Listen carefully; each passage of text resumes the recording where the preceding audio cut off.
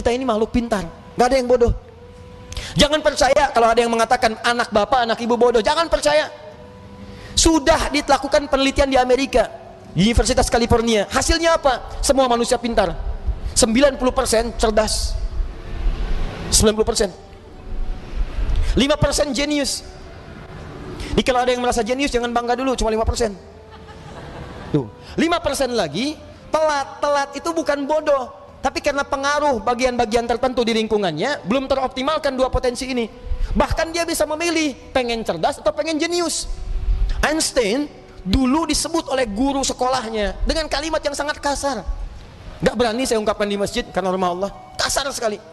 Keluar dia dari sekolahnya, menemukan kitabnya Avicenna, dibaca oleh beliau. Yang dibaca kitab Al-Basair tentang kecepatan cahaya, bagaimana malaikat turun dari langit ke bumi bolak-balik dengan kecepatan cahaya, diciptakan dari cahaya, turun sekian, dihitung oleh Ibnu Sina, ditemukan oleh Einstein, dipelajari. Beliau memilih pindah dari yang disebut telat, pindah kepada ini yang jenius. Di barangkali anak bapak, anak ibu yang disebut telat macam-macam, mungkin Allah menitipkan sesuatu yang lebih hebat dibanding yang lainnya. Jangan percaya, nggak ada murid yang bodoh, yang ada guru yang kurang kreatif mengajar. Ingat, pintar itu adalah anugerah, bodoh itu pilihan.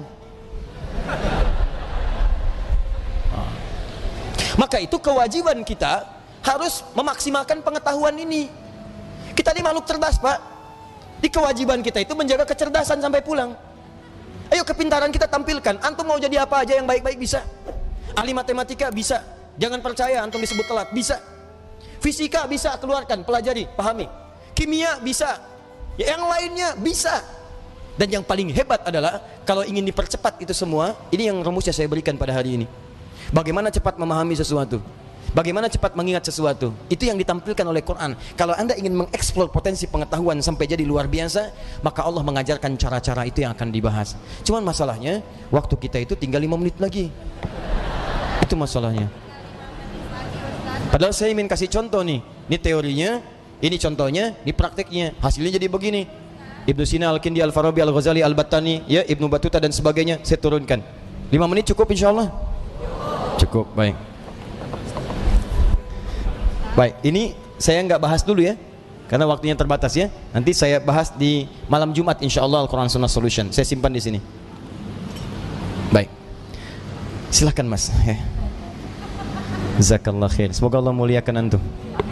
Baik. Satu, baik. Satu, cara cepatnya.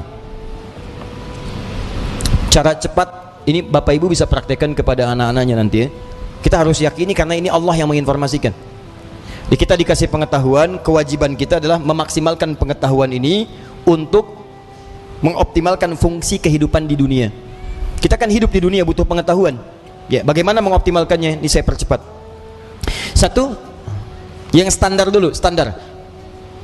Quran surah Al-Alaq ayat yang pertama.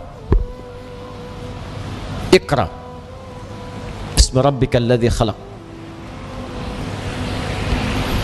Secara sederhana, baca diartikan belajar. Orang Arab sekarang kalau menyebut Iqra, aina taqra, maksudnya aina tadrus, di mana belajar. Maka yang pertama, maaf kalau Anda muslim, Anda beriman, ya, beriman kepada Allah, yakin dengan kesempurnaan diri kita, kewajiban pertama untuk memaksimalkan pengetahuan, tidak boleh ada orang Islam yang tidak belajar, mesti belajar. Kemudian diturunkan lewat hadis Nabi sallallahu alaihi wasallam, lihat cara belajarnya, perhatikan caranya. Awas, bukan biasa. Talabul ilmi fardhatun ala kulli muslim.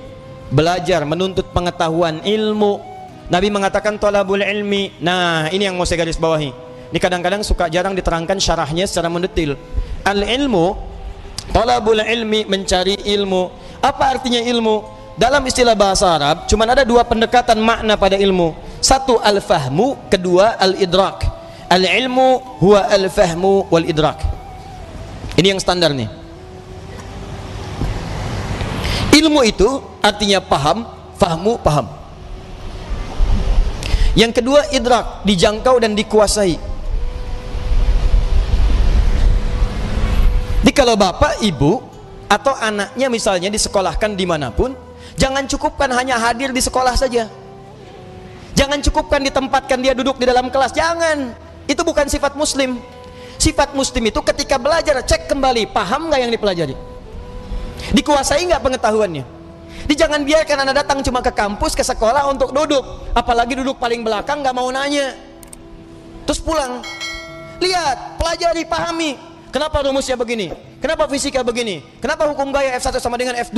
Kenapa gaya ada tekanan F sama dengan berbanding lurus dengan P? Apa hukum Pascalnya? Kenapa bisa begini? Modifikasi lagi, keluarkan rumus cepatnya. Itu sifat muslim. Hadirkan dalam kehidupan. Ya, jadi apa yang Anda ingin pelajari, jangan cukupkan sampai dengan tahu, kita mesti paham. Apalagi yang dipelajari adalah ilmu-ilmu agama, maka berubah kalimatnya langsung dari fahmu jadi fiqhun, fikih. Fiqhun. Kalau Anda ingin berusaha sampai paham, maka diawali dengan tak di depannya, tak tambah tak. Kalau semangat Anda berlipat, ingin benar-benar paham, berlipat semangatnya, tambahkan tasydid sebelum huruf akhirnya, pakai qaf, tasydidkan. Maka dari fikih jadi tafaqqaha, ya tafaqqahu, tafaqquh. Muncul Quran surah ke-9 At-Taubah ayat ke-122, paling kiri sebelah bawah di mushaf. Tafaqquh. Falaula nafara min kulli firqatin minhum ta'ifatun liyatafaqahu fid din. Wa ma kana al-mu'minuna liyanfiru kaffah. Tidak semestinya semua orang beriman berjuang ke medan perang semua. Falaula nafara min kulli firqatin minhum ta'ifah. Mesti ada sekelompok orang yang berkonsentrasi di antara mereka, orang-orang beriman. Apa konsentrasinya? Liyatafaqahu fid din, untuk mendalami ad-din. Langsung menggunakan tafaqquh. Yang didalami apa? Ad-din. Apa itu ad-din? Islam. Tahu dari mana? Quran surah ketiga ayat ke-19. Innad dina 'indallahil Islam. Apa itu Islam? Islam turunan-turunan dari amalan. Pokoknya ada 5. Di hadis Muslim nomor hadis yang ke-8, riwayat Umar bin Khattab radhiyallahu taala anhu. Dari mulai syahadat, dari mulai salat, dari mulai zakat, dari mulai puasa sampai dengan haji. Kalau Anda ingin belajar salat, jangan cukupkan tahu cara takbir. Takbirnya begini ya, ucapkan Allahu Akbar sampai dengan salam. Pertanyaannya, Anda paham nggak yang dibaca? Jangan-jangan selama ini Anda sholat, Anda nggak ngerti yang dibaca. Ruku, Anda nggak ngerti yang dibaca. Sujud, ibu tidak paham yang dibacakan. Duduk di antara dua sujud berdoa, tapi nggak ngerti doanya. Bagaimana bisa khusyuk dalam sholat? Bagaimana doa Anda bisa dikabulkan kalau Anda nggak ngerti yang dilakukan? Anda kerja urusan dunia saja, Anda sampai sekolah supaya paham, Pak. Ikut training, stadium general, macam-macam supaya paham pekerjaan. Begitu Anda kerja, terima gaji 10 juta, meninggal. Ini urusan akhirat abadi kita. Dibawa sampai ke akhirat, kita yakini itu. Masa urusan akhirat kita biasa-biasa aja? Tuh lihat Abu Bakar, sahabat Nabi, kurang apa lagi? Sahabat Nabi, dari awal, mertua Nabi, hidupnya dengan Nabi, hijrahnya mendampingi Nabi, wafatnya dikubur di samping Nabi. Saking pahamnya dengan sholat, takbir, Allahu Akbar, gemetaran tangannya. Ditanya kenapa? Saya mengatakan Allahu Akbar, saya komitmen Allah yang paling besar, tapi saya takut ketika mengucapkan itu saya pernah merasa besar dalam kehidupan, sombong dari orang lain, merasa besar kepala dalam pasangan, merasa yang paling hebat dalam kehidupan, atau yang paling khusyuk dalam sholat. Saya takut, gemetaran Pak, saking pahamnya Allahu Akbar. Kita beda tipis tuh, ke puncak subuh-subuh gemetaran juga. Ya kita mau sampai kapan sholat gak paham? Haji itu, dari sekian yang haji berangkat, paham nggak yang dikerjakan? Tawaf dibaca bolak-balik, ngerti nggak? Paham nggak bacaannya? Saya kadang-kadang suka merasa sedih deh kalau situasi tawaf itu. Kenapa sih travel tidak mengajarkan sesuatu yang maksimal? Ayo, Anda akan ditanya oleh Allah Subhanahu Wa Taala. Mereka tuh sudah jual kebunnya, ada jual tanahnya, ada jual pakaian-pakaian untuk datang ke sana. Mereka punya hak untuk berhaji dengan benar. Jangan bebani dengan sesuatu yang tidak ada maksimal gitu. Itu kan doa tawaf cuma 2. Doa tawaf itu 2, Pak. 1 dari Hajar Aswad ke Maqam Ibrahim. Subhanallah, walhamdulillah, wala ilaha illallah, wallahu akbar. Itu ada kisahnya. Kalau bacanya benar, maka Allah akan anugerahkan jawaban doa setiap yang diminta, seperti Allah mengabulkan permintaan Nabi Ibrahim. Itu ada di surah Maryam kisahnya. Ada. Dari ayat 47 sampai ayat 50-nya. Ada kisahnya. Makanya kita berhenti di Maqam Ibrahim. Dari Maqam Ibrahim sampai dengan ke Rukun Yamani, bebas mau minta apa aja, nggak ada doa spesifik, bahkan boleh pakai bahasa Indonesia. Karena itu kita ditunggu, makanya belajar dulu fikihnya. Ini saya bacanya gimana cara bacanya ini? Subhanallah, alhamdulillah. Begitu Anda sampai Maqam Ibrahim, baca senyamannya. Minta, ada doa untuk orang tua, mungkin ibu Anda sedang meninggal dunia, dia butuh doa. ayah anda di alam kubur butuh doa, ayah anda hidup butuh doa, tetangga anda, anak anda, istri anda, itu kan kita mintakan. Sampai ke rukun yamani, ke Hajar Aswad, doanya kemudian oleh Allah Subhanahu wa taala diarahkan kepada yang maksimal. Diseleksi lagi yang tadi, jangan-jangan minta tapi bukan kebutuhan, cuman keinginan, nggak ada maslahat. Makanya diarahkan kepada yang manfaat dunia dan manfaat akhirat. Rabbana atina fid dunya hasanah wa fil akhirati hasanah wa qina adzabannar. Sampai situ. Jadi yang tadi anda minta itu benar nggak urusan dunianya? Jangan-jangan minta tapi nggak maslahat dunia. Maka oleh Allah yang bagus dunianya diberikan, yang ada maslahat akhiratnya diberikan, yang kurang baik diganti dengan yang lebih baik. Begitu caranya. Kasihan kadang mutar sampai lupa berapa putaran yang sudah dilalui. Ya, ada kisah hebat nih, saya sambil menutup sedikit. Tapi ini tidak harus ditiru caranya, tapi bagus sebetulnya contoh untuk kita. Ada anak muda bu datang ke Ka'bah, dia belum nikah tuh, Sanyi Dodo sampai ke sana, sampai di Multazam, dia berdoa. Benar, pakai bahasa dia ngerti. Coba mungkin caranya tidak harus seperti ini, ya.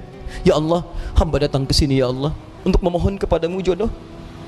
Saya sudah berusaha sampai datang ke Ka'bah ini ya Allah, mohon kabulkan, berikan saya jodoh yang terbaik ya Allah. Tiba-tiba di sampingnya datang perempuan tinggi, putih, hidung mancung, langsung ditunjuk, kayak gini ya Allah. Kayak gini, si contoh. Tapi betul bu, habis itu dia pulang, dia nikah, walaupun bukan dengan yang tadi. Dia nikah karena permintaan dia sesuai dengan apa yang dia butuhkan. Ya kenapa kita nggak minta dengan bahasa kita? Ada yang lebih unik, datang dia ke situ, bawa catatan. Ya Allah, hamba datang kemari banyak hutang ya Allah. Engkau maha tahu dengan keadaan hamba, banyak hutangnya, tidak anda sebutkan. Engkau juga paham. Tapi kalau tidak percaya, ini catatannya. Tempelin. Ada. Ya. Yang mau saya katakan adalah teman-teman sekalian, ini al-ilmu wal fahmu wal idrak. Anak pulang dari sekolah, datang ke rumah, cek lagi. Nak, tadi belajar apa? Dulu ibu kami begitu, pulang, tadi belajar apa? Coba ajarkan lagi, seperti apa? Kenapa ketemu begini? Kenapa begitu? Maghrib, semua TV berhenti. Ayo datang semua mengaji. Mau lari kemanapun akan dikejar bu. Saya pernah sembunyi di bawah lemari, dikejar. Cari, mana katanya? Cari, suruh menghadap. Kalau belum mengaji, nggak bisa tenang. Ini kita kehilangan nilai-nilai itu.